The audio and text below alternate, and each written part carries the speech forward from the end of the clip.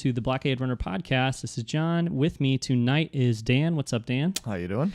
I'm doing well. And tonight's a special night because, it's always special when we get together, Dan, and record a Star Wars podcast and hang out and talk Star Wars. But tonight we're actually we're being filmed outside of just YouTube filming us. We're being filmed by Tyler, who you can see over there if you're watching the video version of the show. And Tyler's, there he is. Tyler's putting together a little documentary, like a mini documentary about the Blockade Runner podcast. So that is cool. And he'll be in and out filming. So that's what's going on with that. But we are going to talk about a couple different things tonight. It's been definitely a while since you've been on the show, hasn't it? Yeah, Dan? Probably a couple months. Probably. Yeah. Since then, some big stuff's happened. We've got a new trailer for Star Wars Last Jedi, episode 8. So, we talked about that in length on the show. But we could talk about it a little bit tonight since you haven't, said your piece about the trailer. But also, like, surprisingly, out of nowhere, I didn't expect it. Earlier this week, I guess, we got the little mini trailer. Yeah, the little TV spot. Mm-hmm. I know. I was at work and you texted me and I was like, yes. Or no, it came out at night. You shouldn't have been at work. Yeah. I was at my house. I mean, you could be, but yeah. I think I was actually doing work. You were on that call night, or something. Yeah. So I was surprised to get it. I think we all were. Yeah. And the first thing that kind of hits you right at the beginning there, Luke on the Falcon. And I mean, for me, that was the high point. Mm-hmm. Not that there was anything wrong with the rest of it, but it's an interesting thing because it's like somewhere in between a TV spot and like another trailer. Right, yeah. I mean, it's mostly, I would say, what do you think, like 95% comprised of footage from the other trailer. That we've seen from the other trailer. It's just recut and reordered to a certain extent. The Luke piece was new. Hadn't seen that anywhere yet. Yeah, there's a few other new things, but it's sort of like, I guess it is just a lengthier TV spot, but it's like a pretty impactful one. So right, it doesn't have kind of like that. I don't know if I want to say derivative type of thing for a TV spot because they're usually kind of really fast moving and spliced together and just trying to get your attention. And this, while it does have a lot going on in 45 seconds, doesn't feel like it's kind of aimed as an advertisement necessarily so much as more a full-length trailer. Yeah, I've been wondering, I don't know if it's like, is it something that they put together kind of, like, I have a feeling like they probably already made this and there's probably a bunch of other ones like this that are sitting around out there that they're going to be putting out in the coming weeks, but maybe this one it was like, well, World Series is happening, Game 7, let's do something. And so they just kind of put this one out, for that big night. There's a lot of TV viewership happening or whatever. Right. Although I think a lot of times the TV spots are a little shorter. This one's like 45 seconds or so, yeah. I think a lot of times those are 30, but I don't know. There's probably 45-second ones too. In any case, I'm looking forward to more TV spots coming up, and we'll probably have more new footage and stuff. But this one feels like a big deal. I think because of Luke on the Falcon, that's probably a big part of it. But it feels like a big deal for sure. And it's a cool shot. I mean, he walks in there, the lights are off, turns them on.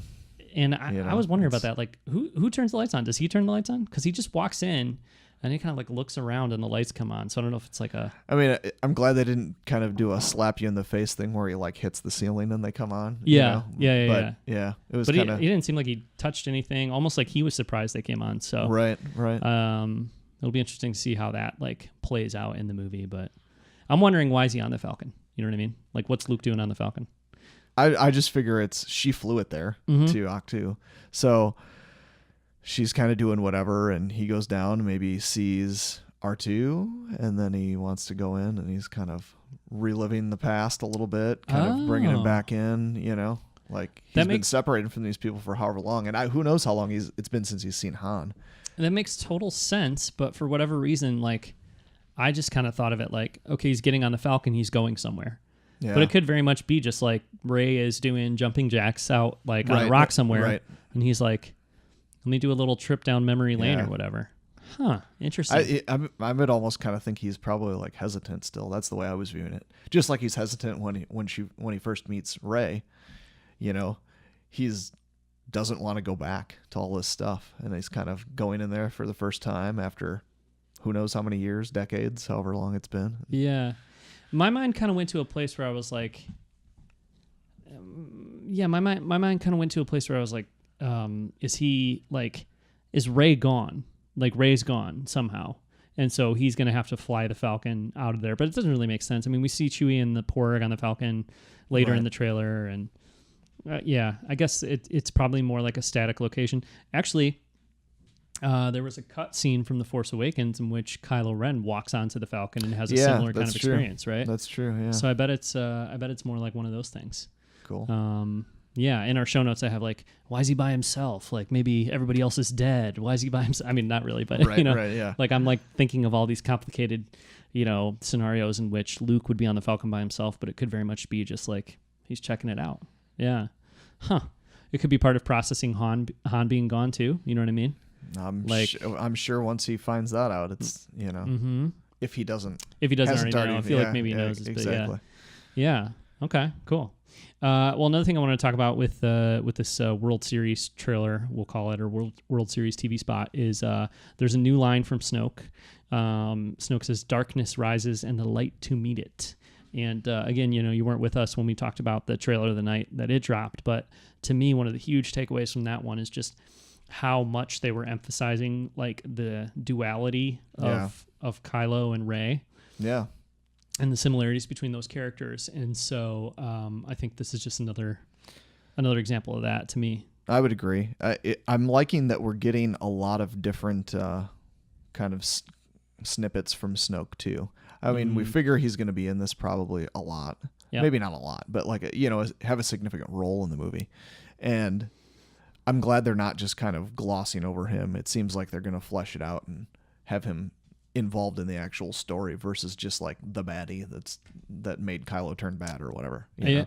Yeah. And it still could turn out that way, I guess. But yeah, no, but I think I would imagine he'll be significant. And, I'm curious to see how Kylo and Luke will interact if they interact in the movie. But you kind of think, or it kind of seems most likely that, Kylo Ren is the antagonist for Rey potentially. And then like, who's Luke's enemy? You know what I mean? Right. Kylo Ren too, but I view it as like almost like that's like potentially Luke's pairing in terms of I would think so too. The antagonist, because I don't know, having a confrontation or showdown between Luke and Kylo just like doesn't seem like it would fit in the story at this point. No, yeah. I mean, I think there's too many other things that have to happen there, and you don't really know a ton about Snoke. We see him in the second trailer there, holding Rey or whatever the heck is happening right there. Mm-hmm. And I almost wonder if Luke's going to come in and try to save her, or I'm interested to see how all that stuff plays out, how they've worked that out. Yeah, absolutely. And when does that, I mean, one would assume that takes place at the end of the movie. Right. Because it's pretty dire or it's pretty intense. So it's probably the end of the movie. And you figure she's got to have some sort of training or whatever's going to happen there before. I suppose they could compress that and have it all at the beginning, but yeah, I would think the first third of the movie is probably really pretty big, with Rey being trained. Like a lot of these Star Wars movies have like their three kind of acts or their three sections, and I would guess that Rey, on Ahch-To is early first section, and then I would think the Battle of Crait is the end of the movie. Though I don't really know for sure. But how three synchronous battles are if that they typically do. Yeah, although I wonder, like, I guess Rey is probably like, where is Kylo Ren in that moment? Like when he's holding Rey up, it seems like his throne room is probably on like a Star Destroyer or something, right? I'm guessing. Probably not on Crait. So that would make sense if there's a battle going on Crait, and then like Rey and Snoke are up there on the Star Destroyer, like over the planet of Crait potentially, or maybe somewhere else. But where is Luke at that moment? I wonder. And obviously, you're wondering the same thing, like, how does Snoke have Rey in that position, and then who's going to do what about it? You know what I mean? Right. I think obviously there's the potential for Luke to come in and save the day, for sure. I think most of us, when we were sitting in the theater watching The Force Awakens, were thinking like, all right, they're in the snow. Kylo Ren is he just hurt Finn very badly, potentially killed Finn.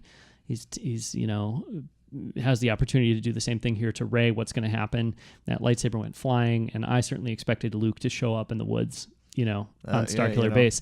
I'm super happy he didn't, but that's what I was thinking was going to happen. Rey saved herself, and that was way better. But is there a possibility that happens in The Last Jedi? You know what I mean? I think the other pretty solid possibility is that Kylo Ren is the one who saves Rey in that moment. Yeah. If she needs saving. I guess another potential possibility there is that she's powerful enough that she doesn't need to be saved. So, or she, turns heel and yeah. Somehow I don't see him going. Well, that way. There's talk of Rey. If for nothing else, strictly like the marketing type stuff. They want this Rey. They want a girl hero in the story, and I don't know. Yeah, and I do too. And your daughter Margot. Oh, absolutely. She loves Rey, right? Yeah. I mean, it would be. It would be equivalent to Luke Skywalker turning to the dark side in the original trilogy. Oh, right. Yeah, which would have been pretty, would have destroyed a lot of kids and me. And it would have been tough. Though Lawrence Kasdan and George Lucas talked about it, right. George was against it. Thank God. For George, but it all goes back to Star Wars are made to be kids movies. Whether people like that or not, it is what it is. I agree. Yeah, we might talk about that. I like it that way. I do too, and we might talk about that more later in the show. Star Wars being for kids. So, so we got Luke on the Falcon, which is really cool, and we get some more Snoke, new lines from Snoke. That's good. We see the throne room better. It's really interesting that it's like blank red walls. You know what I mean? Yeah. It looks like just looks like a soundstage with a red screen instead of a green or blue. Yeah, it's a really interesting choice. I like it. I think we'll have to see. I wonder if there's going to be any explanation for that or what the deal is, because it's just so different from what anything you've ever seen. Yeah, I mean, you've never seen like just a blank color like that, like in a Star Wars set. Especially, I'm assuming it's on a Star Wars where it's different. There is also a sweet Finn in the I think they're called like ski speeders on Crate. Yeah. Yep. That's awesome. And him and Phasma, just that quick snippet of them fighting. So I'm hoping they do more with her than just have her showdown with Finn. Get her involved a little bit more. It kind of sounded like that's the way they're gonna play it, but yeah, I would think we'd get some more out of her this time around, but at least we're getting that for sure. So right, exactly. Yeah, I don't know how much room there is for her, but we'll see. And then there's also that shot of Rey raising her lightsaber in the rain, and one of the big things with the trailer that came out, with Monday Night Football in October. And this is sort of a reprisal of that trailer in a lot of ways. One of the big things with that was it seemed like there was a lot of fake outs or potentially a lot of misdirection. They're trying to pull you all different ways. It seemed that way. And I can't help but feel like this is another situation like that. But if you take it on face value, Luke's on the ground looking up at her, telling her this is not going to go the way you think. And then she raises her lightsaber. Yeah. I don't know. I mean, it could be a training situation. I don't know what else it could be. I think it's got to be a training situation. And it almost brings back to like when she is in the water in the previous trailer. I think that stuff's probably all in the same type of timeline.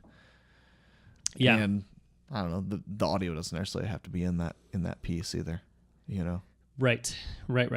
I actually saw somebody on Twitter. I can't remember who it was. I do this like every episode. I'm really bad at this. I got to stop doing this because I feel bad. But like every episode, I'm like, oh, I saw a thing on Twitter. I don't remember who it was, which is pretty rude. But somebody was suggesting that maybe it's footage in reverse, that she's like bringing her lightsaber down. Yeah, I could see them and doing they just something reversed it for the trailer. It could be so many. That's just one example of how it could be something totally different than you think. When you have a second and a half of footage, it's Yeah. So who knows? I don't know. Hard for me to believe that she would be raising her lightsaber to Luke Skywalker in any sense except for like they're training with one another. You know what I mean? And I mean, I hadn't really thought about it until now. What's the whole in her force back thing? There's the whole scene in the rain and all of that. It could be, for sure. Who knows? For sure, yeah. Who knows? Well, I think that's most of the new stuff from the World Series kind of like version of the new trailer. There was also, since the last time like anybody's done Blockade Runner, and definitely since the last time you did one, there was the directing The Last Jedi behind the scenes video that we talked about a little bit with Ryan Johnson. Yeah. I know you had texted me about it. We talked about it a little bit. Just it's awesome, and Ryan Johnson seems so awesome. Very good. You always get the Carrie Fisher emotions going there. Mm-hmm. And knowing how many times I teared up in Force Awakens, I can't imagine what's going to happen in this one, because it's not going to be easy to handle. No, it really isn't. No. Yeah, no. But what an honor, though. You know what I mean? Like for her to be in that video saying like, "Oh, he's got flaws. I've just never seen any." You know what I mean? Like it's just, I don't know. I'm so happy about him. We're going to talk about Kathleen Kennedy in a few minutes here, and she had done an interview on the Star Wars show earlier this week.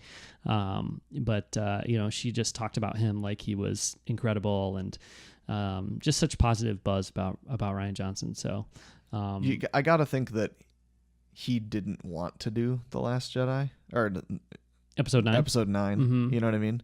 Because it seems like they're been so happy with him that it would have been like a perfect fit. But I can imagine dumping another 3 years of your life into something after you'd already just done that. Yeah, I think it would have been a lot to take on. Like even for JJ to have done Episode 8 right after Episode 7. Because they were supposed to do the rewrites in less than 3 months. It doesn't really seem possible for one director to do 2 of these movies in a row. Right. But I would be. I think it's very likely we'll see Ryan Johnson back doing a Star Wars movie. And it could be 5 years from now. He could still be involved 10 years with 9 from now. too. I mean, well, he says he's not at this point because it's JJ and I forget the name of the other writer, but I don't remember. He did Batman versus Superman. Yep. Cool. Which hopefully that's not. But he did some other movies that were more impressive than that. So right. Yeah.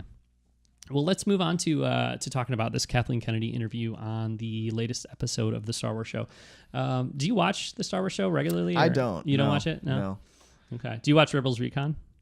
I have watched a couple episodes of it, but I don't really keep up with it. See, I do need to get into that. That Rebels Recon. Star Wars show you always rave about, and I just, for whatever reason, have never gotten into it. Rebels Recon, since I'm pretty involved with the Rebels piece, I really should be watching that, but I just haven't kept up with it. Yeah, I mean, they're both, like, Rebels Recon is a little more, I don't know. I mean, Rebels Recon is pretty, like, deep in, like, we're going to really dig into this episode of Rebels, like, in a way that, you know, it seems more targeted towards, like, hardcore Star Wars fans that are really going to want to, like, get into the nitty-gritty of an episode of Rebels.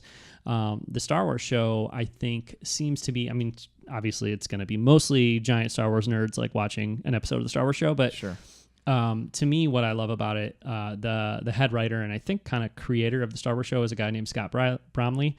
Really funny guy. Used to work for IGN for a while, and he does a podcast called The Comedy Button. He's really funny, and he's got a sensibility that I love, and his sense of humor I think is great. And it's kind of like a cheesy, like late night talk show, like a kind of like a David Letterman type thing.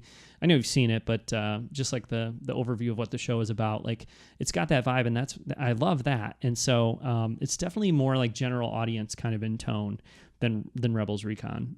Both shows are super fun, and I think you know he's involved in both. But Star Wars show is just like very much like a really fun kind of general audience Star Wars thing. And, you know, they interviewed Kathleen Kennedy on this most recent episode, and there's a great quote from her.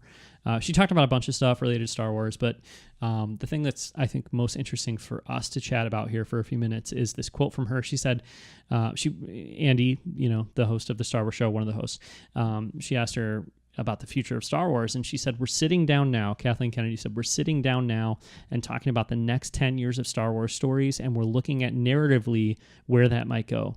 Future stories beyond Episode 9 with these new characters, Rey, Poe, Finn, BB-8, but we're also looking at working with people who are interested in coming into the Star Wars world and taking us to places that we haven't been yet. And that's exciting too, because it's a vast galaxy far, far away. The possibilities are endless.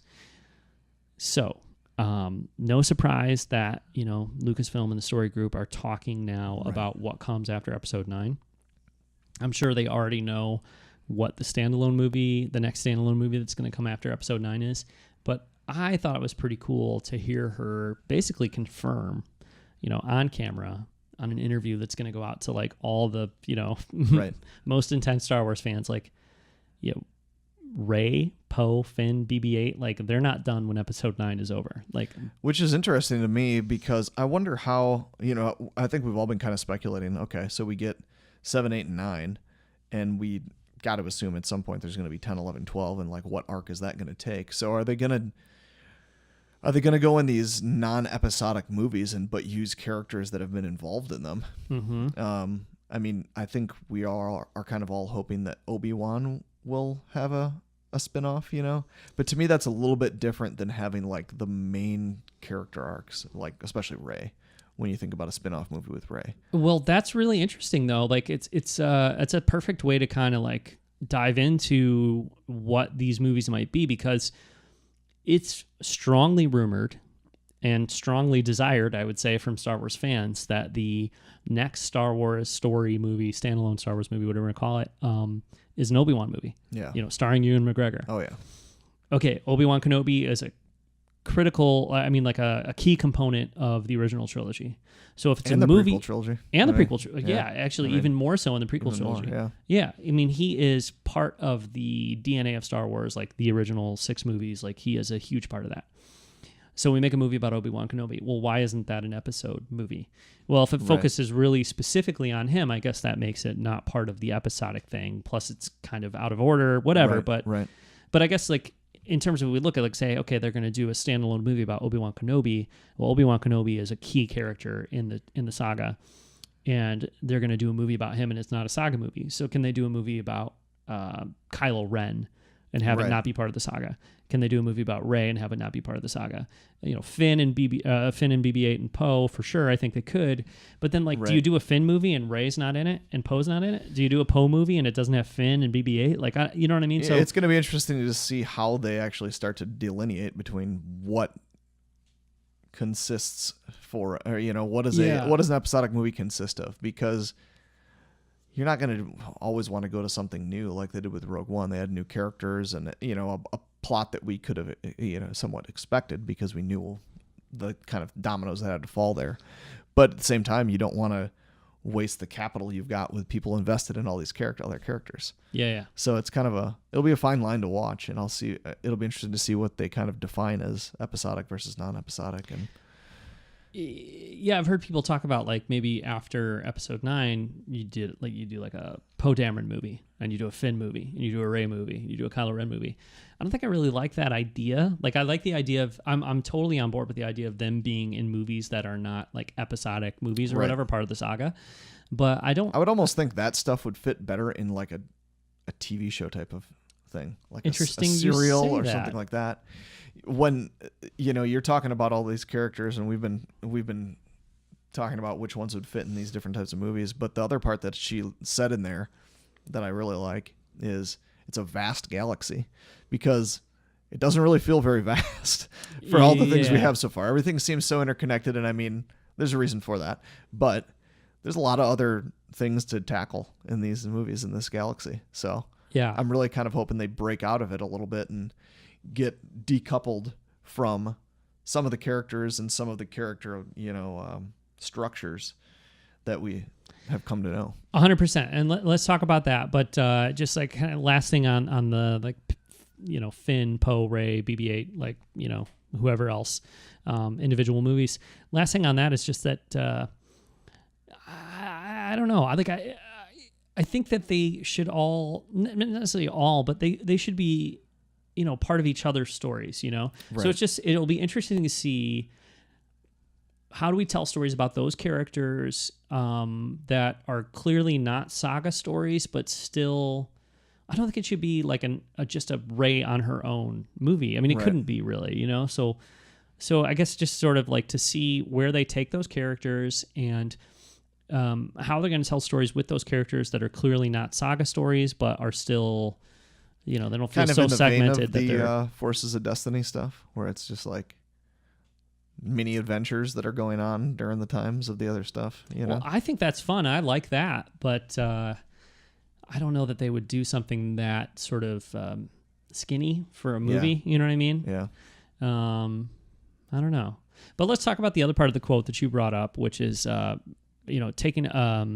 We're also looking at working with people who are interested in coming into the Star Wars world and taking us to places we haven't been, and that's exciting. Because it's a vast galaxy, new characters, whatever, fine. Yeah. But like, she's saying, hey, we are interested in talking to and signing on people who want to do Star Wars and want to do new things with Star Wars that haven't done Star Wars before. That's how I'm interpreting that comment. Right.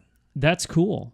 And I'd like to talk about like maybe what we'd want to see in those terms. But it also sounds a lot like Gareth Edwards and Lord and Miller, and I feel like what Kathleen Kennedy is describing in that quote is pretty close to what they've been trying with the standalone movie so far, and it hasn't been working. You know what I mean? I know. So that's interesting. It's got to be a hard thing to balance. I mean, I can only imagine, especially when like. Ultimately, it is a business, and they've got to keep a rein on it somehow. They're not just going to make things that aren't going to work for them. It's, maybe they'll do some things that they know aren't going to be as popular or things like that. But there's always the focus in mind here, with it being a publicly held company now and things like that. Yeah.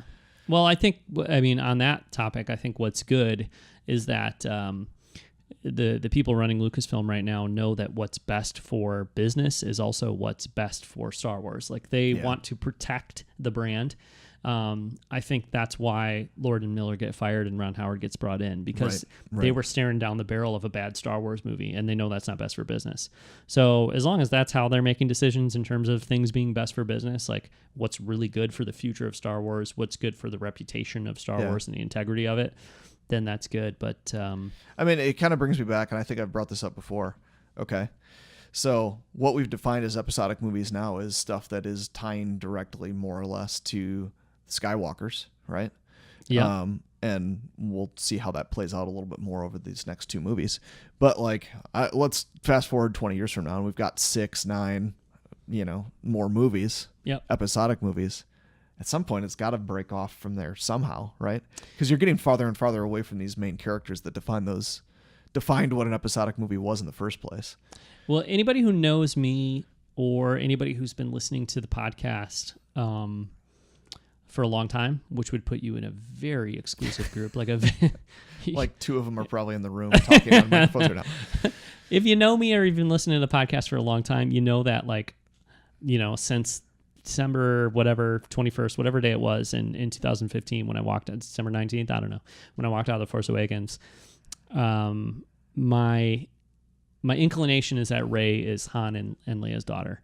Right. And I can't figure out how it makes sense, like plotline wise, or like, with the seeds that have been planted. And I was in the Luke camp, but I still can't figure out how that would fit either. It's if it's either of those things, if she is a Skywalker, if it's either of those things, I think it's going to be something I haven't really figured out yet for it to make sense. And that's fine.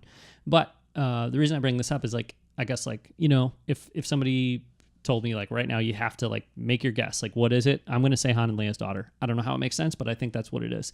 But setting that aside, I love the idea that Rey is just Rey. Yeah, and that I agree. Not only that, Rey is just Rey, but that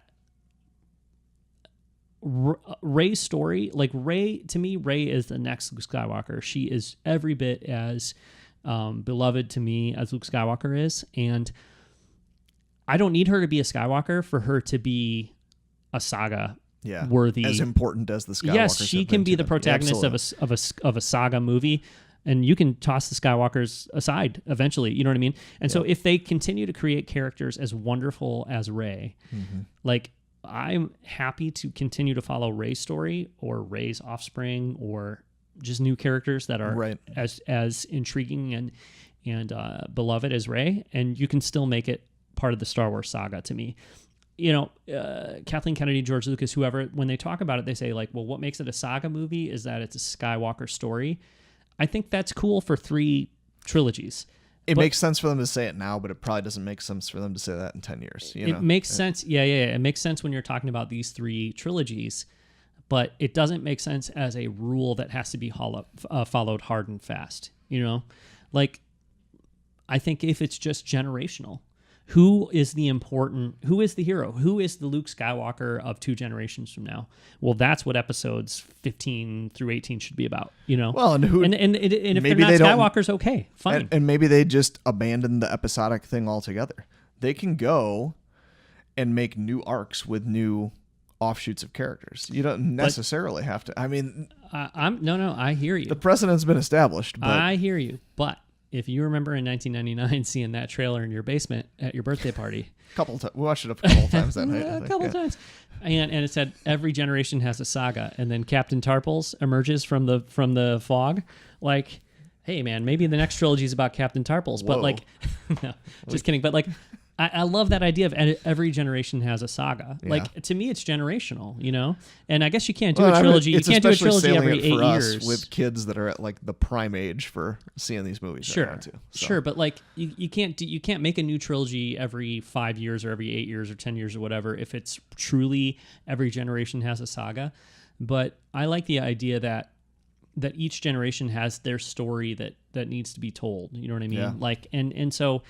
why does it always have to be a Skywalker story for it to be part of the saga? I mean, the shorthand for it, or the way it's been referred to recently, is the Skywalker saga, and that's cool, but like, let's make it the Star Wars saga if need be, and have it be about other characters. Because at a certain point, it starts to become ridiculous when it's like, you know, Anakin Skywalker's great-great-great-grandchildren are still the key figures in the galaxy. Maybe not, but there's somebody else somewhere, and like, the Star Wars saga can become about that person down the road, you know? Yeah, well... And that could be right. And they've opened up a lot of things in Clone Wars and the other things like that are big deals happening outside of the Skywalkers altogether. Yeah. You know what I mean? Yeah. Not that I'm sure they're going to do a Yoda movie at some point, whether or not I want to see that. But... Huda Man? You got... Yeah, Yoda Man. Yoda Man, yeah. You've got 900 years... of that dude doing stuff. Yeah. You know, there's been plenty of things going on. I didn't really play the Knights of the Old Republic games, but I know we know a couple people that really like them. Yeah. That played them a lot, and I'm fine with them and all that sort of stuff. There's a lot of material to tap, and it'll be interesting to see where they go with it. Sure. Yeah, but you know, like, this conversation is reminding me of some thoughts I had about The Force Awakens before it came out.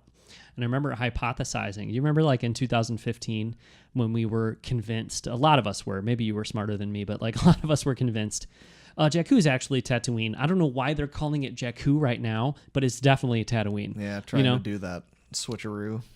Yeah, I thought it was like a mystery, you know. Like they renamed it for some reason. Yeah. It's definitely Tatooine because it's the desert and you have Rey there, and it's really similar to Anakin being there and Luke being there. So like it must just be Tatooine.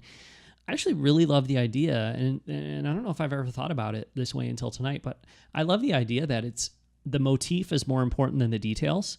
You know what I mean? Right. So the motif is a sort of like desert. It doesn't even have to be desert, but like an isolated kind of like difficult, lonely planet. Exactly. And then a heroic figure sort of surviving there, or the effect that it has on that character than what the physicality of it is. Yeah. Exactly. Yeah. Like that character is on this outlander planet, like thinking about the larger galaxy and when's it going to be my turn to go out and looking be for part their of place it. All that stuff. To me, that motif is more important than the fact that it's Tatooine or the fact that it's a Skywalker, you know? So I almost love the idea of like The Force Awakens recycles those motifs, and you have this character, Rey, who is filling that role of Anakin and of Luke in their trilogies. But she's not on the same planet, and she's not from the same family. But that doesn't matter because it's telling... Like the same as all the great stories that have happened over forever. Yeah, you know? And it's satisfying the same... requirements of this type of story, even if the details are different. So like I kind of love that in terms of who Rey is. The fitting into that hero's journey thing. You know? Yeah, for sure. There's a reason that's been prolific for hundreds of years, thousands of years. Right, but in terms of what is a Skywalker or what is a Star Wars saga movie, you know, if we're drinking the PR Kool-Aid, it's about Skywalkers. Yeah. But I think we seem to be in agreement here that it doesn't need to be necessarily. The Skywalkers originated it and have been important and are important now, but it's not going to remain that way, I don't think. Right.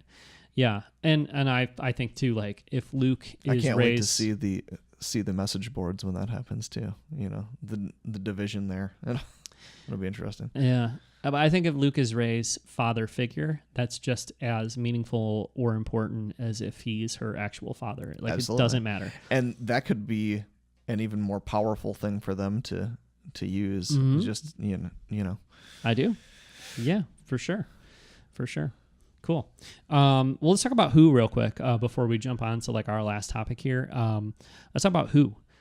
Who would we like to see take us to a place we haven't been yet? Are there any like directors, filmmakers, writers that you would be excited about doing a Star Wars movie? Or anything you're looking for in those? I don't know. For me, it's more characters. I really do want to get an Obi-Wan movie because I think there's probably a lot that they can do that doesn't tie in with the things we've seen. Mm-hmm. And there is the curious part of me, as much as I hate it, that wants to see something with Yoda in a completely different era and see how they would handle that. Yeah. Yeah. I don't know that I necessarily have a name in mind either.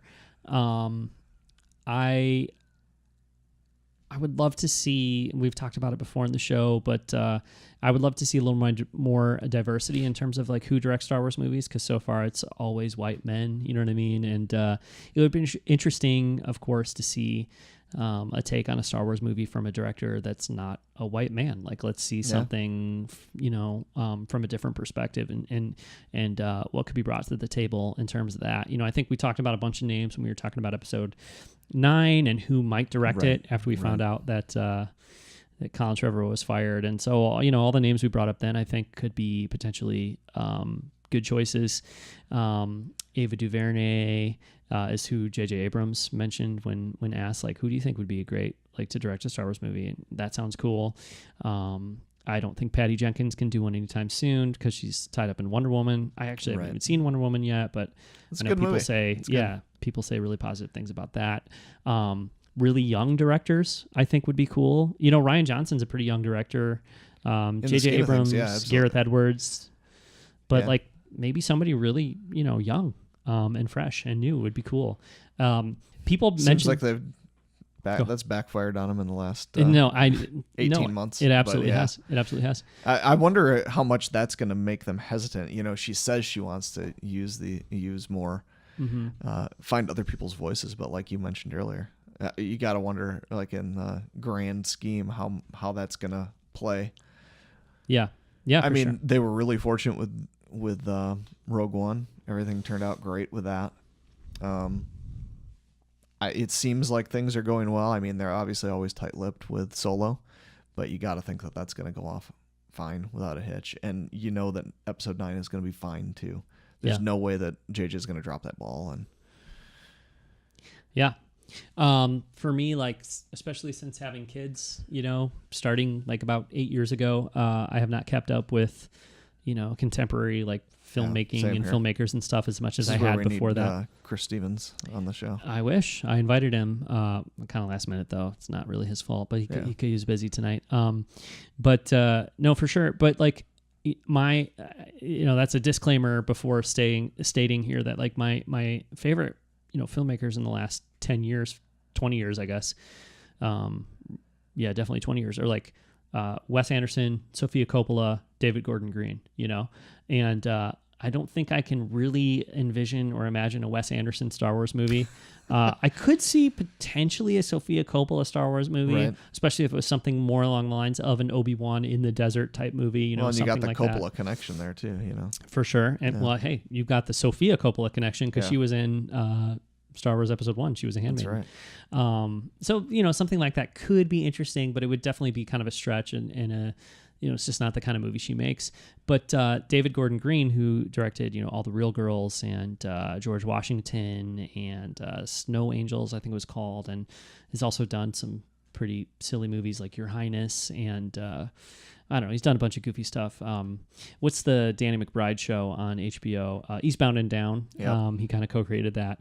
But he's a really impressive filmmaker. He does like very lyrical, serious, dramatic films, and then he also does like really goofy comedies. Really silly, yeah. But he's doing the new Halloween movie, and I remember how excited I was when I heard he was doing the new Halloween movie because it's like oh man, this is a filmmaker who's really impressive and who does something really different from Halloween, and like him bringing his sensibilities to that genre movie could be really exciting and cool. And so I just Hopefully think like better than Rob Zombie's take on it. I think it will be. Yes. Yeah. But like, it's just like the idea of somebody that's really outside of the big blockbuster Star Wars movie doing a Star Wars movie could be really cool. It's like, especially if it's not like a saga movie, but it's an episodic or not an episodic, but I'm a Star Wars really story. looking forward to them getting one that succeeds in that manner. You know a new director, a fresh director that succeeds. When I heard Lord and Miller, I was pretty excited about it. I mean, the Lego movie is pretty funny. It's way different than Star Wars, and obviously it didn't end up working out the way that they do things a lot differently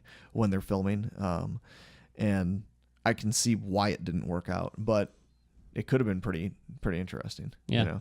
And I wonder if we'll ever find out anything from the stuff that they filmed.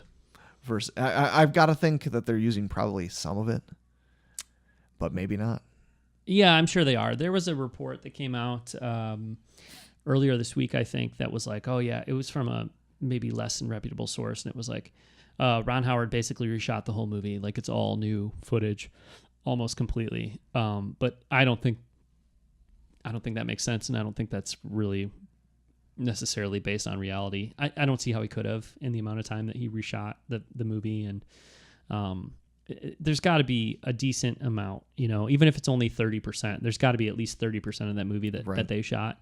And I would imagine things are pretty tense right now, but maybe 20 years from now, bridges will be mended, and, you know, it would make a great, like, special edition, like, you know, multi-disc box set or multi-download box set. I don't know what it'd be at that time, but you know what I'm saying? Like, with a little bit of distance between the production and release and that, I think it could be something we could get, but I wouldn't imagine it. I don't think we ever really will. We'll probably get the stories to come out more about what it is, but as far as releasing the material, well, we'll see. It would definitely be a long time. Yeah, there's all it kinds would be very interesting. Yeah, but yeah, hopefully there'll be some new fresh voices. I mean, you got to hand it to Kathleen Kennedy. I think, like, at this point in the game, having failed repeatedly and bringing in like fresh new voices to do Star Wars movies, she's still to be like, hey, we're looking for new people that love Star Wars that haven't done it before. Right. Like, it must be something they really care about. So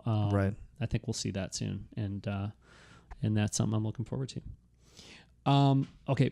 One last topic I want to talk about here, and this one is maybe the biggest one potentially, is the future of Star Wars animation and kind of what's going on with Star Wars animation right now too. Star Wars Rebels is back. We've been watching it. You're caught up. I'm not completely caught up. I haven't seen this week's episodes. I'm loving the 2 episodes a week thing. Me too. Yeah. You know, it's kind of nice that they're broken up into 2 as well. Because they do tend to generally, especially the first 4, tended to really fit together. But these last 2 aren't like a part 1, part 2. They're 2 different named episodes, you know. So it's nice getting that little bit more of a snippet, and you feel like you can get into the story a little bit more than just a 22-minute length thing that's coming out once a week, and you're kind of a little more disconnected as you're watching it.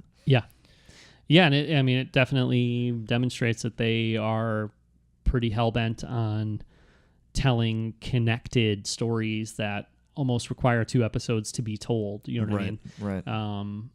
Or maybe it's just scheduling it worked out best that way. I don't know. But they've all fit together. You know, like the first week it was definitely a 2-parter. You know, this last week these it was 2-parter. they don't call it a part 1, part 2, but they have different names for them. But the stories go, Yeah, they're very much connected. And so, it's Saturday night right now. Monday there'll be 2 more new episodes. And that's the last one. No, so spring? Monday is the 7th. I think I want to say it's the 7th on Monday, or maybe it's the 6th. Whatever it is of November. There's 2 episodes, and then the following week there's 1 episode. Okay. I think it's the 13th. Or something like that. There's 1 episode. Is it gonna? And then it breaks for the holiday. Is it a half-hour one, or it's a 1? No, it's I think it's a. It's 22-minute or whatever normal length episode. So they did it'll have been 4 pairs. So it'll be a total of 9. Yeah, 4 pairs together, and then 1 single episode. Okay. And I think that last one coming up is called Rebel Assault, which is cool since there's like the Rebel Assault video games, and that's like a classic kind of reference. So we'll see what that is. But yeah, so it's 9 episodes in the first half of the season, and they break until, I'm sure, after the holiday and stuff, and then sometime in 2018 come back with the final maybe 7 episodes, I think, is all there is, and wrap up Rebels. There was 16 total. I think 16 total, yeah. So, but it's been really cool to have them, in 2 parts like that. And I think it started out with 2 good episodes, but I'm not a big Mando person. Like, I don't care that much about Mandalorian politics. I love Sabine. Right. But I don't care about the Mandalorians that much. So I think they've really fleshed her character out in a good way in this season, because it always seemed like, and I think we've talked about it before, like, she's just really good at everything she does. And now they've given her a little bit more backstory, and you kind of understand why she's like that. And it doesn't just seem so like she's perfect at everything, Yeah. Yeah. You at least get some understanding of why she's good at all these different things. And, Yeah. No, I mean, yeah, for sure. So, I mean, spoiler for you, puffer pigs are back in this episode. Are they really? Yeah. Okay. That's cool. I mean, puffer pigs, that's cool. No Lando with them, though? No Lando, unfortunately. Okay. These were some good episodes, though. So, well, the last two, the last two that I saw, so not this week's, but the week before, with the Rogue One connections and stuff, were cool. I feel like the first 2 were fine, and then the next 2 after that were great. And from what I've heard, these 2 episodes this week are really good too. So, I think I'm thinking it's going to be a really good last season. I'm definitely very interested to see where they're going to take it, and see how we know some of these characters survive past the series. Hera specifically, because you hear about her in Rogue One in the background there. Yeah. But I'm really interested to see the Kanan and Ezra stuff. Mm-hmm. Is somebody going to die? Are they going to kind of shun away from the Force?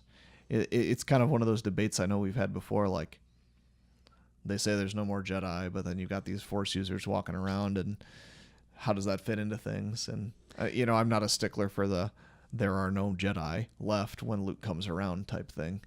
I am a stickler, and I feel really brutal saying this, but I want Kanan and Ezra both dead. And to be honest with you, I've been pretty frustrated with the show in the past when they've had opportunities to kill off characters and haven't done it. Most notably Darth Maul, most notably Ahsoka.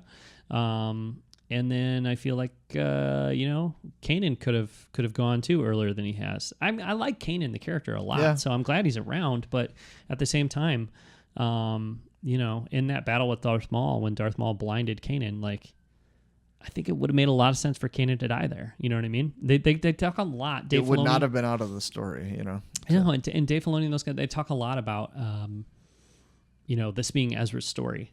Well, if it's Ezra's story, then we don't need to protect Kanan. We need to do things that are going to be most significant for Ezra's growth. Right. I would predict, and many people have said this, so it's not really original on my part, but I would predict that Kanan dies in the 9th episode, at this mid-season break. I would predict that he dies there, and then we have 6 episodes to see how that changes Ezra. But I think to have had and Hera, yeah. But I think to have had a season or 2 to see the impact of that, like, what's more impactful, if Obi-Wan dies like 2/3 of the way through Return of the Jedi, or if he dies at the end of A New Hope? Absolutely. And I just don't think they're really willing to do those sorts of things with Star Wars Rebels, and that disappoints me a little bit, because I would just like to see more big moments that actually have impact and meaning, instead of like teasing a big moment and then having it be a not so big moment. Right.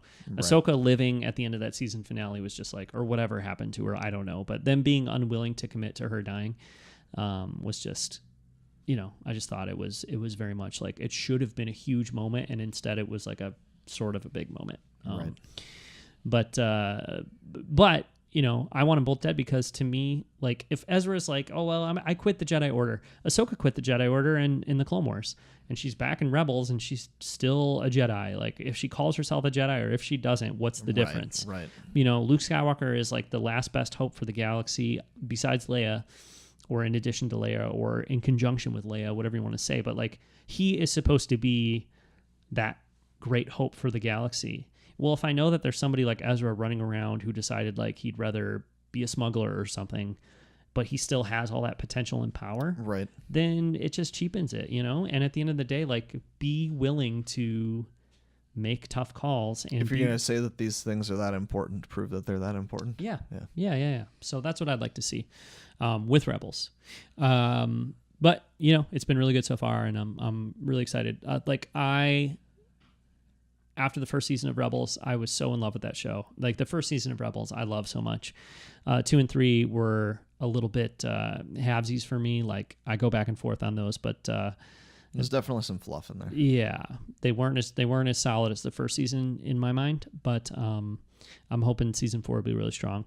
And I've definitely loved those characters, no doubt. But also want to talk about Forces of Destiny just a little bit. Have you been watching? I watched that first special that came out, or the first set of. Yeah, but I haven't kept up with them. Oh, you haven't kept up? Okay. Yeah. Well, I mean, the new ones really kind of just came out last week, I think, on Sunday. So, do you have the Disney Now app on your Apple TV and stuff? No, not Disney Now. Okay. So it seems like they're trying to transition towards Disney Now. That's where they're pushing things. So you can watch Rebels, Lego Star Wars, the Freemaker Adventures, and Forces of Destiny on the Disney Now app. And I really like that. And they have the... Do you have to have a login? Yeah, I have for to have a that? login, yeah. Yeah, that's fine. But you have a login for Disney XD, right? Right. So, yep.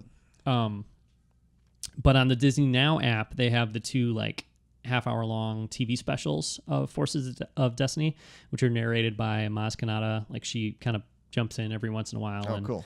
Yeah, and it puts them all together. So there's 2 half-hour specials, and you can watch those 2 specials, and then all of Forces of Destiny is there. You know what I mean? Rather than going in and watching them individually. Yeah, that was kind of. It's harder to keep up with them that way, definitely. and it's cool to have Maz Kanata tie them all together. It's not significant really, but it's just nice. Like, she'll be sitting there by the fire, making her takodana soup or whatever, and then she's it cuts to a story, and then you'll see 2 or 3 of those shorts, and it cuts back to Maz Kanata. It's just fun.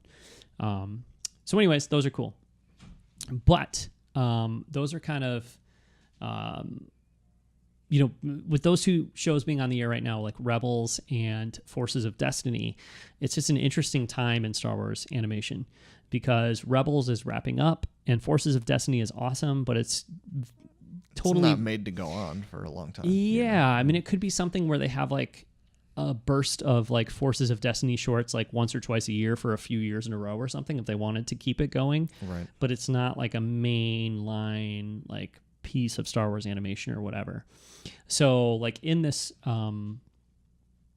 interview Kathleen Kennedy did recently on the Star Wars show, the one we talked about, she does mention pretty strongly hints or acknowledges the fact that they're working on other things with Star Wars animation. Star Wars animation is definitely still happening, So I'm really curious as to what that is going to be. Rebels is wrapping up. Forces of Destiny is there, but it's not the future of Star Wars animation, I don't think. You think Dave Filoni keeps moving along the animation side, or is he going to get a shot at something else? I think he stays in animation, personally. I know people want him to do a Star Wars movie, but... I think, to me, as long as he's involved with it in general, and I got to figure he's probably even weighs in with the movie content. Yeah, I think he's an important voice. That's what's really most important. What medium he's working in doesn't matter as much. Yeah. No, I think so. I think he'll definitely be involved no matter what. But so I was reading. Can you hand me the Star Wars Adventures? In case anybody's watching our video here, I grabbed this Star Wars Adventures trade paperback this week. It was on sale on Amazon, and it collects the first 2 issues of Star Wars Adventures, which is a kids-focused Star Wars comic book series, and it's from IDW Comics. And of course, Marvel Comics has the license for Star Wars comics, but IDW can do this kids, they can do kid-focused content. Gotcha. And this is a new thing. This is these issues just came out in the last month or 2. And it is an anthology type, comic book. It's got stories about multiple characters, short stories about multiple characters. They're very cartoony.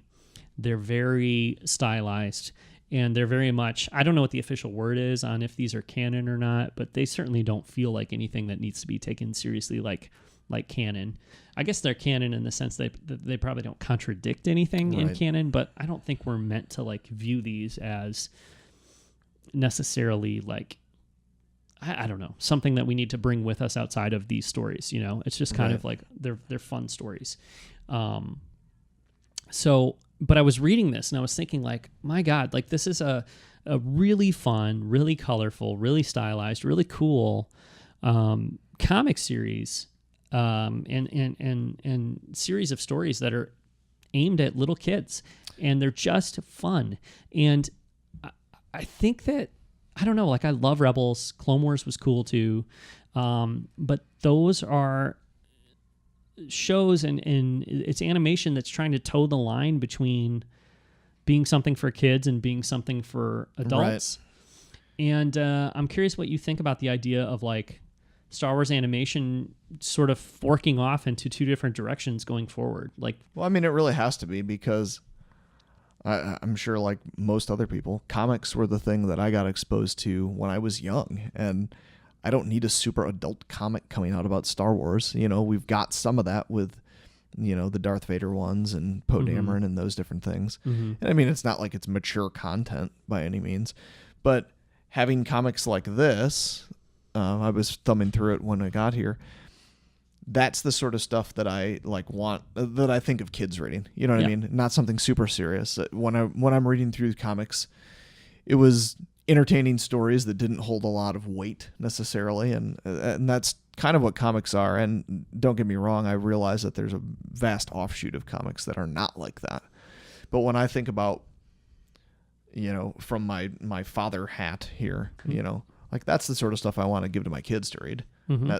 And we even bought Poe Dameron for my son, and he's 7, who wasn't really interested in it. You know what I mean? It doesn't speak to them. And so when people get upset that they're making things that are more aimed at kids, well, Star Wars is aimed at kids. Sorry. I mean, it kind of is what it is. But I think don't you think there's room for both? I mean, that's my thing. There's room for both, but I feel like we get weighed down with some of this stuff where people want to take it way too seriously and just have, you know, I mentioned it earlier when we were talking a little bit. Just because we grow up and grow more mature and all this doesn't mean that all this content has to grow along with us. You know, it can still kind of maintain what it was meant to be originally. It doesn't have to be super serious and super. There can be that, but that doesn't need to define it. Just because we've grown like that does not mean that it all has to be focused towards us. You got to, you know, people have to remember that there's a wide variety that needs to be satisfied here. Well, I think that's definitely true. But then I would also say that like with Star Wars Rebels, like right now, and Clone Wars before it. Clone Wars more so because it was on a different network. George Lucas was the one producing it. It had an like probably limitless budget, basically. Yeah. And it went dark and it went mature. Yeah, absolutely. It also went goofy, like super goofy sometimes.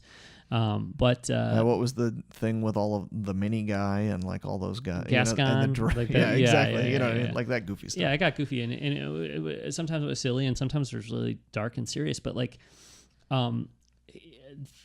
those shows, both of them, can be really important like parts of the Star Wars storytelling, like the Star Wars saga, the Star Wars canon, all that stuff. You know, it can be like really critical and really important.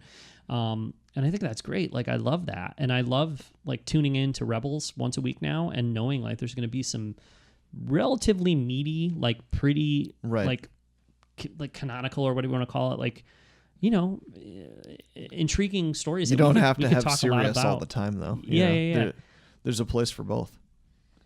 Yeah, I love that. So, so I'd love to see that continue. But I think it would be great if they had something more like this Star Wars Adventures comic book for kids. Like, why? But I guess they're kind of doing that with like the whole Freemakers thing. You know, I've watched some of that and like it's a little bit much for me. Yeah, I don't hate it, but I wouldn't say that. But right. I'm not looking forward to watching it like I am with Rebels. That's true. Yes. But I think for me, something like Star Wars Adventures, I could be as excited if it was just like Saturday morning cartoon Star Wars. I guess that's what I'm thinking. Yeah, like that would be a perfect fit. It would be cool to have Monday night on Disney XD. Disney XD is, I think, kind of like sort of the Disney like Cartoon Network for like older kids and stuff. It's kind of like that adolescent. It's like the type theme preteen to it, you know? Disney network. Right. That's why they have Disney 'Cause they've XD got some of versus those the goofy Disney songs, Channel. like Pickle and whatever. You know what I mean? Like, Yeah, Gravity Falls. Like they have that stuff on there, which is it's not like for 25-year-olds, but it's also not for 7-year-olds. You know what I mean? Right. So anyway, I would just love to maybe it would be on network television. I guess Saturday morning cartoons aren't really a thing anymore. Yeah, not so much. But like I want a Saturday morning cartoon style Star Wars cartoon. Or I'm not like demanding it, but I think it would be cool. I would love to see it.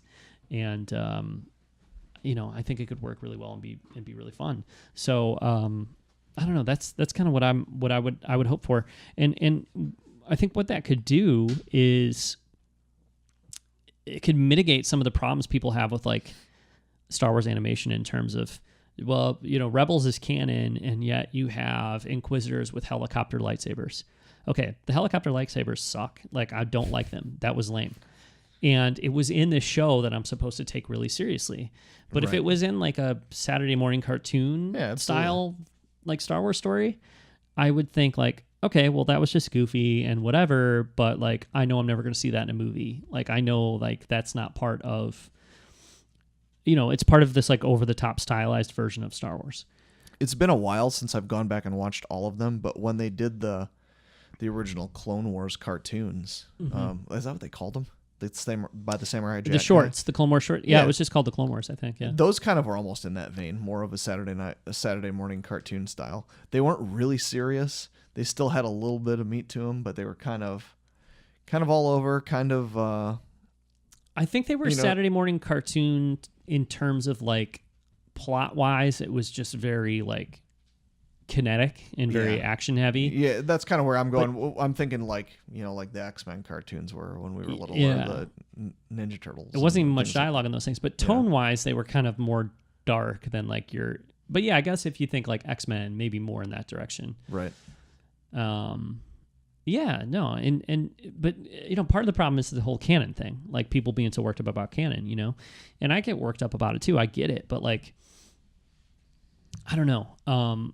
I think like, I don't know what the official position is in terms of if Star Wars Adventures is canon, but like I take one look at the cover of this comic and think like, whether they say it's canon or not, like it's just a fun, zippy, cartoony Star Wars story, and I don't have to worry about that stuff, And I think it would be cool to. I won't be surprised if we see some kind of a backtracking on that. Everything is canon. I think thing so. Now, you know what I mean? Because I think it was something that needed. I get this card on the back of a action figure that says something asinine, and now that's. I think it needed to be said and needed to be done to reset things and to eliminate the old EU.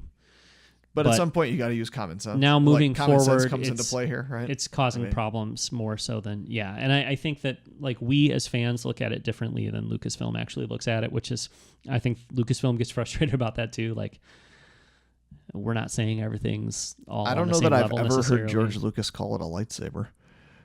He usually calls it a laser sword, doesn't he? You know what I mean? It's but he made those movies, so exactly. Yeah. But I don't know. I guess we can sort of wrap up this discussion with I'm sure I've mentioned it on the podcast before, but like for whatever reason, a couple of years ago, I was thinking about Star Wars cartoons, and I the phrase like or the title like the Adventures of Luke Skywalker came into my head. You know what I mean? And it's very close in title to Star Wars Adventures, and that's what I would love. I would love to have a Saturday morning cartoon that was just like The Adventures of Luke Skywalker. See what he's doing in his teenage years on Tatooine. It doesn't even necessarily be Jedi related. Maybe. Or it could be stories that take place during the era of the original trilogy. But I can just watch them and goofy stuff can happen and it can be like fun adventures. And I don't have to like, the expectation is not like when I go watch Empire Strikes Back, I'm supposed to think like, oh, well, remember when he was out doing almost honestly, I think for me, that's how I view the Clone Wars even and Star Wars Rebels and stuff. Right. Like I don't watch episode 3 thinking Anakin just got done hanging out with Ahsoka. I'm sorry. I don't. I know that's blasphemy to some people. I know people love Ahsoka. I think Ahsoka's great. I think the Clone Wars are great. I know George Lucas and Dave Filoni and Lucasfilm and Kathleen Kennedy say Clone Wars is canon just like everything else. I don't watch episode 3 thinking Anakin just got done hanging out with his Padawan. I do not think that. And who cares? Like, it doesn't matter to me. It doesn't make it less important to me. It doesn't make it less interesting or compelling to me. And I just want, I guess I just want them to have the freedom to make fun stories and not have to worry about that stuff. And I think I've been, kind of bringing that up for a while here. Like, I in a lot of ways, I really like the new Star Wars canon. To the neckbeards. Yeah. I mean, in a lot of ways, I really like the new Star Wars canon and the fact that everything fits together really well.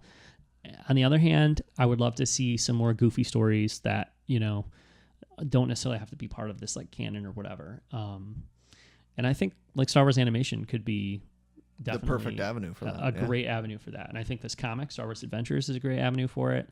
But I don't know. I think you're right when you said going forward, it's going to have to be adjusted.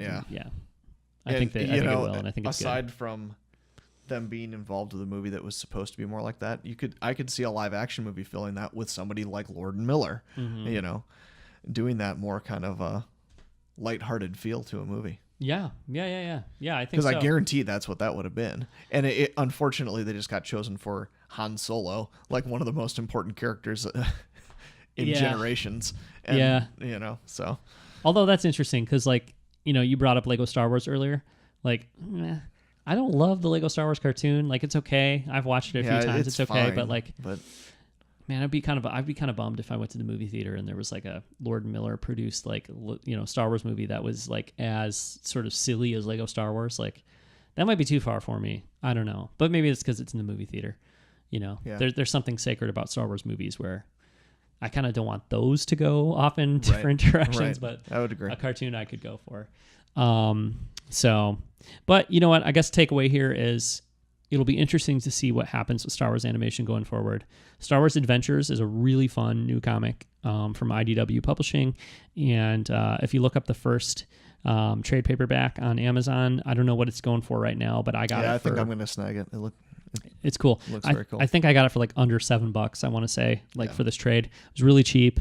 And it's called Heroes of the Galaxy, and then I think there's monthly issues coming out. From then on. So definitely take a peek at that. It's cool. It's on digital platforms as well.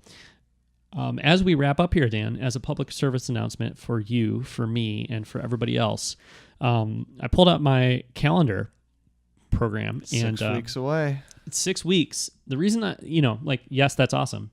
Somebody too, I saw like maybe it was the official Star Wars account. I think it's 40 days, less than 40 days until the movie comes out. 6 weeks would be how many days? 42. Yeah. But I think it's actually, it's a Saturday. Well, now. that would the movie be comes it out on a Thursday. So I think, on a Thursday night. Yeah. So, but actually the reason I bring this up is because I need to very seriously think about in the next few days how I'm going to schedule my Star Wars saga film viewing over the next, 6-ish weeks or whatever. I like to watch all of the Star Wars movies in November and December before the new movie comes out, So if I throw Rogue One into the mix, we're looking at 8 movies before The Last Jedi. So you got one every 5 days. There you go. Basically, like, and I think I'm going to watch one every weekend. Clone Wars in, so that's going to throw. No, I'm not going to watch that. I'm not going to watch that. One every weekend, but then like 1 or 2 weekends, I'll have to watch more than one movie, basically. Yeah. So, or maybe one in the middle there of the week are worse or whatever. problems to have. That's true. But as we close up here, that's my recommendation for anybody listening to the show or watching the show is figure out your plan for watching the Star Wars movies from now until December 14th, because it's very quickly approaching. Yeah, I wish we were in one of the locales that's having the dual feature on that release night, but unfortunately, I mean, we could go into the suburbs, but I wish they would have released information about showtimes and ticket prices and everything sooner than like 20 minutes before tickets went on sale, or basically when tickets went on sale, because there is a theater 30 minutes from us, maybe 40, that's doing the double feature. And, basically the way things shook out, like almost everybody that's going with us to see the movie probably would have just gone to that theater too, know? There's a thing where especially since you're doing the fan special release thing, and it's nearly as much money as the other one. The dual feature is going to be anyway. Yeah, I'm going to the 6 p.m. show, and that is $30 per ticket for some reason I don't understand. I hope you get something out of it. Trading cards and popcorn. That's what I get. Yeah, I mean, the popcorn, I guess, it doesn't make it worth it. Yeah, but I had to buy 3. I had to buy 3 tickets, one for me, one for my wife, one for my son. We don't all 3 need popcorn. We definitely don't all 3 need some trading cards. Like, I don't know. No, we don't. And I don't know what the extra content is, but if there is even extra content, it's just it's all so vague. You know what I mean? Yeah. But anyways, that was $30. And then to go see The Force Awakens and Last Jedi back to back at the theater, 30, 40 minutes from our house. That was $35. So we definitely do need to go to one of the Dolby Cinema theaters around here and go check that out. I'd really like to make that trip out to Des Moines to go see it on 70 millimeter. Yeah. But man, that's a 5.5 hour drive. Not out of the picture. I thought I looked it up and it was 4 hours. Maybe I'm thinking 4.5, Yeah, I think it's 4-ish. So regardless, you're spending the better part of a day in a car. Well, that's the thing. It's like, you think about it, you're like 4 hours is not that bad. Well, you double it, it's 8 hours. Then you put in a 2.5 hour movie into the mix. That's 10.5 hours. Then plus any time spent eating food and getting gas, etc. Yeah. Being a human being that's not in a car or a movie theater. You're looking at 12, 13, 14 hour day. Yeah. Sounds worth it. I think it sounds worth it. So, yeah. What Dan is talking about is the 70 millimeter IMAX presentation of The Last Jedi, and there's a science museum. I forget the name at the moment, but it's got the giant dome IMAX type screen. And it's out in Des Moines, Iowa. Yeah, Des Moines, Iowa. So that's maybe 4 hours from us. I don't know of a closer one that's doing that, but it's possible Chicago somewhere they could have something like that, but they've got a couple 70 millimeter IMAXs in Chicago, but I didn't see it listed at this point. Okay. Maybe there'll be more. Yeah, we'll have to keep an eye on that because it would probably be cool not to drive to Des Moines if we didn't have to. Yeah. But yeah, there are some pretty good craft brew places out there. Okay. So. Well, there you go. It might have to be a weekend long trip, but we can do that. I got 2 weeks off starting with the night of the release. Hey, so. I do too. Yeah. I mean, not starting with the night of the release, but 2 weeks in December. So, yeah, absolutely. But, yep. Quickly approaching. Lots going on here in Star Wars. Battlefront 2 comes out in about 2 weeks. I'm really excited. Dan, I forgot. Actually, I was thinking earlier today, since I have you in a public forum here, I mean, not very many people viewing or listening to the public forum, but it exists. Yeah. You got to get Battlefront 2. It's coming out soon. It's going to be a lot of fun. It's going to be really fun. So that's coming out soon. Star Wars Rebels wrapping up in just 2 weeks, week and a half, really. That should be pretty big. And who knows what else is coming down the pipeline here with Star Wars. So we'll have definitely more Blockade Runner shows coming sooner than later. And I guess 6 weeks or less here, we'll be at The Last Jedi, which makes me giddy with excitement. Can't wait. Absolutely. Yep. So cool. All right. Well, if you want to keep up with the show, you can follow us at blockaderunnerpodcast.com. Our Blockade Runner Twitter account is at Blockade Run on Twitter. You can email us at blockaderunnerpodcast@gmail.com. We'd love to hear from you. Also, we're on Instagram at The Blockade Runner, I believe. It'll be in the show notes. Need to put these on a note card. No. That's part of my shtick is not totally knowing the Instagram account. So that's there. Dan, you're on Twitter at The Big Sweat. The Big Sweat, yes, on Twitter. So you keep up with Dan there. And tons of content coming out. You're more of a lurker on Twitter, right? Yeah, exactly. Yeah, that's kind of how I do the Twitter thing too. I interact from time to time, but yeah, we're definitely getting down to the final moments. Super hyped mode here, and just can't wait to see The Last Jedi and talk a lot about it and hang out with friends. And it is the most wonderful time of the year coming up here. So absolutely, stay tuned, and we will be back with more Blockade Runner podcast very soon. Thanks, everybody.